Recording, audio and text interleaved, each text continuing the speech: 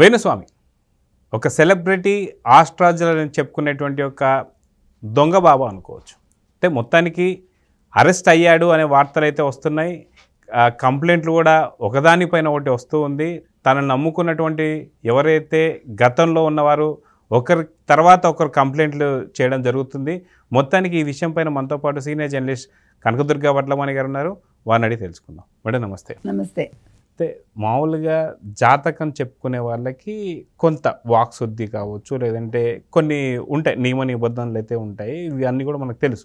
మద్యం తాగుతూ ముక్కలు తింటున్నటువంటి ఒక వేణుస్వామి వాక్లో వాక్శుద్ధి ఉందంటారా?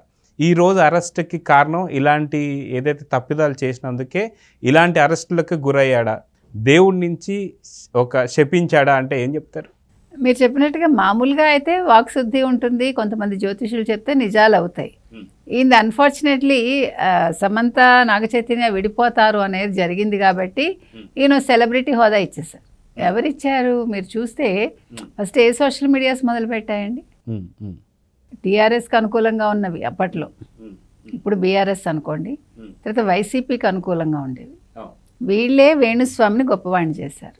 నాట్ ఓన్లీ వేణుస్వామి, ఆచార్యులు అని ఒక ఆయన, ఇంకా కొంతమంది ఉన్నారు. మీరు ఈవెన్ TV9 కూడా ఎలక్షన్స్ ముందు 5గురిని కూర్చోపెట్టి చేసి ప్రతివాడు ఖచ్చితంగా జగన్మోహన్ రెడ్డి వస్తాడు అని, అంతకుముందు గత సంవత్సరం ఖచ్చితంగా కేసీఆర్ వస్తాడు అని, ఇక్కడ ఎన్ని అసలు 150 కాదు 151ని మించి వచ్చేస్తాయి సీట్లని, ఇట్లా రకరకాల కమెంట్స్ అన్నీ మనం విన్నాం.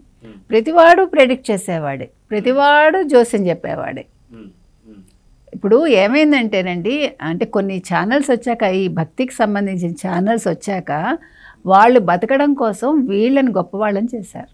అంటే నోట్లో అక్షరం మొక్కున్నవాడు పెద్ద విద్వాంసుడు అయిపోయాడు, పెద్ద పండితుడు అయిపోయాడు. ఓనమాలు వస్తే చాలు అంటే వాళ్ళు అక్కడ కూర్చోపెట్టేసి ఒక అరగంట స్లాట్ ఇచ్చేస్తారు. ఆ స్లాట్ వీళ్ళు కొనుక్కుంటారు. ఆ కొనుక్కున్న దానికి వాళ్ళకి జనాలు వస్తారు. వాళ్ళ దగ్గర డబ్బులు వసూలు చేయటం, వీడికి వచ్చింది ఏమి ఉండదు, ఇక్కడ శుద్ధి బద్ది ఏమి ఉండదు అక్కడ. కాకపోతే వాళ్ళకి ప్రజలకి ఏంటంటే ఒక నమ్మకం, వీళ్ళకి కాసుల వర్షం. ఇది జరిగింది. ఈ రకంగా జరిగేటప్పుడు ఇలాంటి వాళ్ళు ఏం చేస్తున్నారంటే, వేణుస్వామి ఒకడే కాదు, వేణుస్వామి కావచ్చు, ఆచార్యులు కావచ్చు, ఎక్స్ కావచ్చు, వై కావచ్చు, చాలామంది ఒక్కొక్క పార్టీని నమ్ముకోవడం, వాళ్ళని నమ్ముకోవడం, ఆ పార్టీ తరఫున మాట్లాడటం, దాంతో వీళ్ళు సెలబ్రిటీలు అయిపోవటం, ఇదే జరిగిందండి. మీరు గమనించండి, గత కొద్ది సంవత్సరాలుగా మొత్తం అసలు ఈ వైసీపీ వచ్చాక, ఈ టీఆర్ఎస్ రెండోసారి వచ్చాక, మీరు ఈ జ్యోతిష్యులందరూ కూడా చాలా పెద్దవాళ్ళు అయిపోయారు. చాలామంది పుట్టగొడుగుల్లో వచ్చేసారు. అయితే మనం నిన్న చూస్తే ఒక ప్రముఖ ఛానల్లో జీవి ఆంజనేయులు గారు ఎవరైతే ఉన్నారో, ఇందాక మీరు చెప్పినట్టు, ఆయన చాలా బహిరంగంగా ఒప్పేసుకున్నాడు.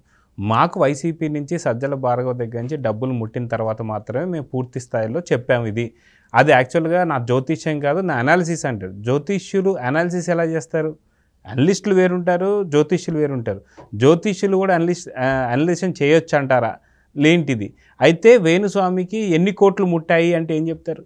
మనకు తెలియదండి ఎన్ని కోట్లు వచ్చాయో. ఇప్పుడు అంటే వైసీపీ వాళ్ళు ఎంతకు దిగజారంటే, ఒక సోషల్ మీడియాని వాడుకుని, అంటే కొన్ని ఛానల్స్ని కొనేయటమే కాకుండా, సోషల్ మీడియాలో మీరు చూస్తే కనుక కొన్ని యూట్యూబ్ ఛానల్స్కి వాళ్ళు ఫండింగ్ చేసి, వాళ్ళందరూ కూడా వాళ్ళకి సపోర్ట్గా ఉండి, ఇంకా సపోర్ట్గా నడుస్తూ వాళ్ళు ఓడిపోయాక కూడా మనం చూసుకున్నామంటే ఒక 10 ఛానల్స్ అంటే మనకి కనిపించే ఒక 10 మినిమం ఉంటాయి. అలాగా వీళ్ళు జ్యోతిష్యులను కూడా కొనేశారనమాట. ఇది ఒక కొత్త ట్రెండ్ కదండి. అంటే మరి ఇలా కొన్న వాళ్ళు ఇప్పుడు సజ్జల భార్గవ్ రెడ్డి వాళ్ళ మీద కూడా కేసు పెట్టాలిగా. మీరు వేణుస్వామి మీద కంప్లైంట్ ఇచ్చే ముందు సజ్జల భార్గవ్ రెడ్డి మీద కూడా ఇవ్వండి. వేణుస్వామి తప్పు చేశాడు, కరెక్టే, మాట్లాడాడు, కానీ మాట్లాడించింది ఎవరు? మనం అది కూడా ఆలోచించాలి కదండి. ఈరోజు వేణుస్వామి ఇలా చెప్పాడు అంటే దాని వెనకాల ఎవరున్నారు అంటే, ఇప్పుడు రాజకీయంగా మనకు అర్థమైపోయింది, వైసీపీ వాళ్ళు ఉన్నారు, బీఆర్ఎస్ వాళ్ళు ఉన్నారు అని. బీఆర్ఎస్ నుంచి ఎవరు ఇతనికి డబ్బులు ఇచ్చారు? ఇతను సజ్జల భార్గవ్ రెడ్డి పేరు బయటకు వచ్చేసింది కాబట్టి భార్గవ్ రెడ్డిని విచారించాలి. అదేవిధంగా బీఆర్ఎస్లో ఎవరున్నారో అతన్ని పట్టుకుని విచారించాలి. ఇంకోటి, ఈ సినిమా వాళ్ళ మీద ఇతను చెప్తున్నాడు, ఎవరైనా చెప్పిస్తున్నారా? ఆ కోణం కూడా చూడాలి మనం. ఇప్పుడు సడన్గా సినిమా వాళ్ళందరూ కలిసి ఓకే, ఇప్పుడు వీళ్ళు కంప్లైంట్ ఇవ్వడం తప్పని నేను అంటల్లా, కానీ గతంలో జరిగినప్పుడు కూడా వీళ్ళు ఇలాగే వెంటనే స్పందించుంటే ఇంత దూరం రాదు కదా. ఇప్పుడు ఈ ఫిలిం ఛాంబర్ కావచ్చు, ఫిలిం కౌన్సిల్ కావచ్చు, లేకపోతే డిజిటల్ మీడియా ఇప్పుడు కొత్తగా వచ్చింది వాళ్ళు కావచ్చు, లేకపోతే ఫిలిం జర్నలిస్టులు కావచ్చు, హూఎవర్, మీకు ఇన్ని సంవత్సరాలుగా ఇన్ని జరిగాయిగా. ఎంతోమంది మీద ఎన్నో అపవాదులు వచ్చాయి. సినిమా ఇండస్ట్రీ పుట్టి ఇప్పటికి 60 ఏళ్ళు ఎప్పుడో దాటిపోయింది. మరి ఇంతకాలం ఎందుకు నోరు మూసుకున్నారని కూడా మనం ప్రశ్నిస్తున్నాం. మీరు ఇవాళ తొలి అడుగు ఏ రోజో వేసుంటే ఇలాంటి వాళ్ళు ఈరోజు పుట్టగొడుగుల్లా రారు. అంటే గతంలో చూసుకుంటే ఇక్కడ తెలంగాణలో బీఆర్ఎస్, అక్కడ ఆంధ్రాలో వైసీపీ ఉంది కాబట్టి పూర్తిగా వీళ్ళకి సపోర్ట్ చేసేది. ఏదైతే వేణుస్వామికి సపోర్ట్ చేస్తున్నటువంటి ఒక పార్టీలు ఉన్నాయి కాబట్టి అంత ధైర్యం కానీ సాహసం కానీ చేయలేదు. మేబీ చేస్తున్నా సరే కంప్లైంట్ దాకా వాళ్ళు తీసుకొని ఉండదేమో అని చెప్పేసి ఒక రకమైనటువంటి ఒక వాదన వినిపిస్తుంది. సో ప్రస్తుతానికి ఇప్పుడు ఏపీలో కావచ్చు, తెలంగాణలో కావచ్చు, 2 ప్రభుత్వాలు మారాయి కాబట్టి ఒక మంచి తరుణం అని చెప్పేసి అనుకుని కంప్లైంట్ ఇచ్చారని చెప్పి కూడా అనుకోవచ్చుగా. అంటే ధైర్యం వచ్చి ఉంటుంది మీరు చెప్పినట్టుగా, అది ఓకే, అది బాగానే ఉంది. కాకపోతే ఇప్పుడు వేణుస్వామి మీద చేసినట్టుగానే వేణుస్వామి వెనకాల ఉండే వాళ్ళని కూడా పట్టుకోవాలండి. ఇంకొకటి, ఇవాళ వేణుస్వామి మళ్ళా అంటే భయపడ్డాడో ఏమైందో మనకు తెలియదు, ఒక వీడియో రిలీజ్ చేశాడు ఆయన. గతంలో నేను చెప్పాను చెయ్యనని. అయితే అది శామ్కిను చైతన్యకి, అదే నాగ చైతన్యకి వాళ్ళ జాతకాలు నేను చూశాను కాబట్టి ఇన్ కంటిన్యూయేషన్ నేను చెప్పాను అంటున్నాడు. సరే, ఏదో సమర్థించుకున్నాడు ఆయన భయపడి, అంతే. కానీ ఏది ఏమైనా ఇవాళ మళ్ళా ఒకటే స్టేట్మెంట్ ఇచ్చాడు, నేను సినిమా వాళ్ళ గురించి మాట్లాడను, లేకపోతే రాజకీయ నాయకుల గురించి మాట్లాడనని. దాని మీద ఎంతవరకు ఉంటాడో మనకు తెలియదు.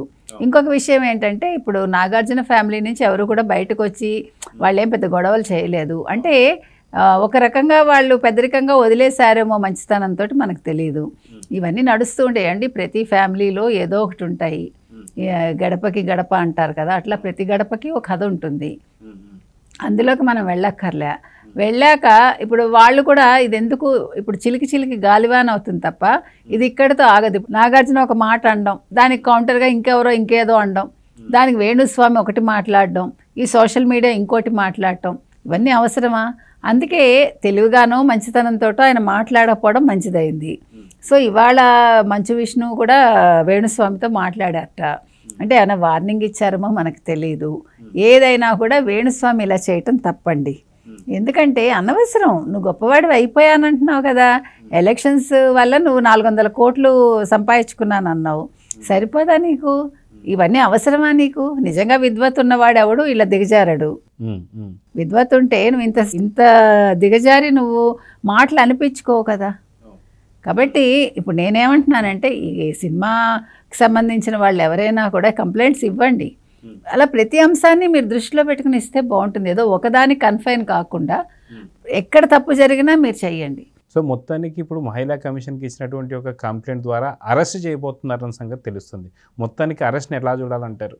అంటే అరెస్ట్ చేసినా చేయకపోయినా పిలిచి వార్నింగ్ ఇచ్చినా చాలండి. ఇప్పుడు ఎందుకంటే ఇప్పుడు అతను చెప్పాడు, ఒక మాట మాట్లాడాడు అంతే. సరే, అది తప్పే, ఎవడు కాదండి, దాన్ని ఒప్పని ఎవడు అంటల్లా. కాబట్టి అంటే మళ్ళీ ఇంకొకసారి చేస్తే అప్పుడు అరెస్ట్ చేసిన అర్థం ఉంటుంది. ఇప్పుడు ఒక వార్నింగ్తో వదిలేస్తే బాగుంటుంది అనేది మన ఉద్దేశం. ఆ పైన మరి చట్టం ఏ రకంగా దాన్ని తీసుకుంటుంది మనకు తెలియదు. మహిళా కమిషన్ ముందుకు వచ్చింది కాబట్టి వాళ్ళు పిలిచి మాట్లాడి ఏ రకంగా వాళ్ళు చర్యలు తీసుకుంటారో మనం వేచి చూడాలి. చూద్దాం ఏం జరుగుతుందో. నమస్తే. నమస్తే.